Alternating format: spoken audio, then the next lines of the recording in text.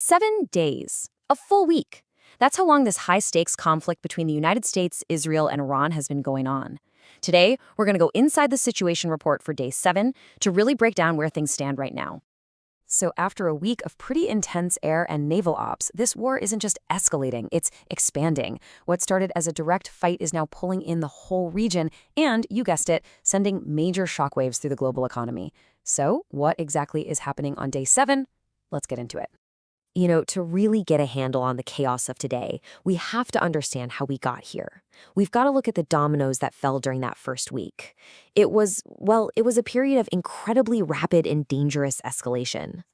It all kicked off on day 1 with these huge coordinated strikes. By day 2, Iran was already retaliating and broadly.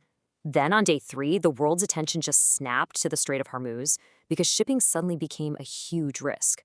By the time we hit day 4, the fighting was spilling over into Lebanon and Iraq. Day 5 saw this strategic pivot to hunting down Iran's hidden missile network, and by day 6, the political talk out of Washington had gotten really tough, basically slamming the door on any immediate negotiations. And all of that sets the stage for the battlefield we're looking at today. So what does the battlefield actually look like on day 7? Let's dive into the latest operational updates and see who is doing what where. All right, so the United States is projecting just overwhelming force. We're talking long-range strategic bombers, the B-2s and B-1s, flying these deep strike missions that can hit pretty much anywhere in the country. At the same time, you've got F-35s and entire carrier groups making sure they own the sky, while naval assets are hitting key targets, including some repurposed Iranian ships being used as makeshift drone carriers. The strategy here is crystal clear: dominate the air and the sea. Israel, meanwhile, is on a very specific, almost surgical mission. Their advanced F-35I and F-15I jets are flying deep into Iranian territory, and they're using these powerful bunker-buster bombs. Their main goal? To take out Iran's whole network of underground missile facilities. In fact, this is big. Israeli leadership has just declared a second phase of the war, aimed specifically at these hardened targets, all while they're also hitting Hezbollah in Lebanon. And how is Iran hitting back? Well, they're shifting tactics. They're moving away from these massive missile volleys to a strategy of lower volume but much more geographically widespread attacks. They're using a whole mix of stuff: ballistic missiles, cruise missiles, drones, to target Israeli cities and American bases all across the Gulf. And here's the kicker.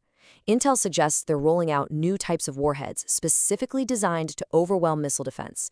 It is a classic asymmetric response. Now, this asymmetric fight isn't just about missiles. Iran is activating its whole network of allies and militias across the region, and that is expanding the battlefield far, far beyond its own borders. And this brings us to an absolutely crucial point for understanding this whole thing.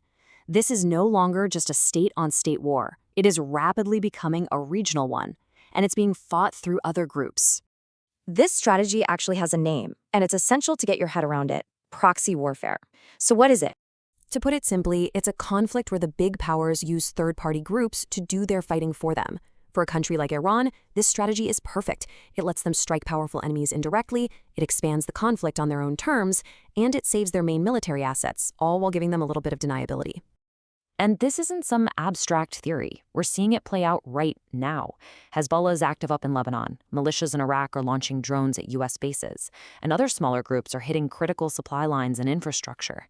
This is exactly how the war spreads. And this widening war isn't just a military problem. Oh no.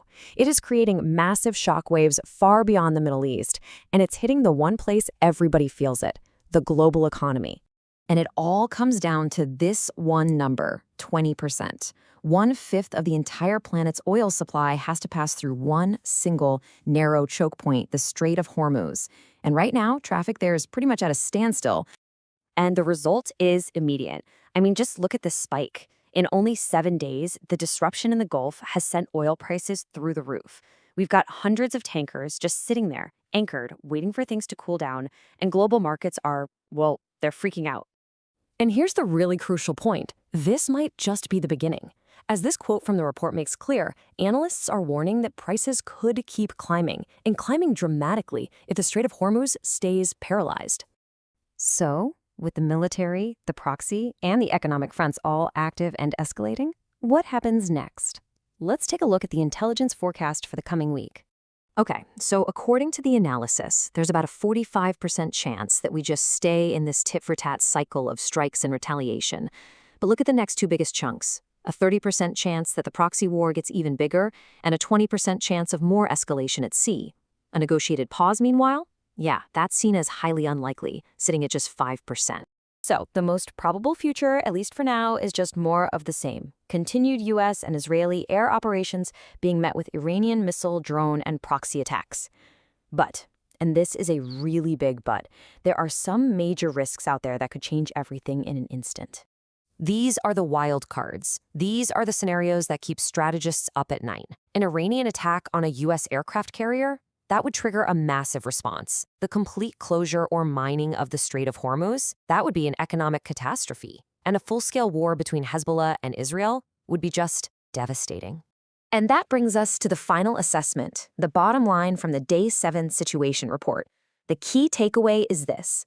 The nature of this conflict has shifted. The greatest danger is no longer just the direct air war between nations, but the cascading effects of the crisis at sea and this widening proxy war. So that leaves us with a critical question to think about.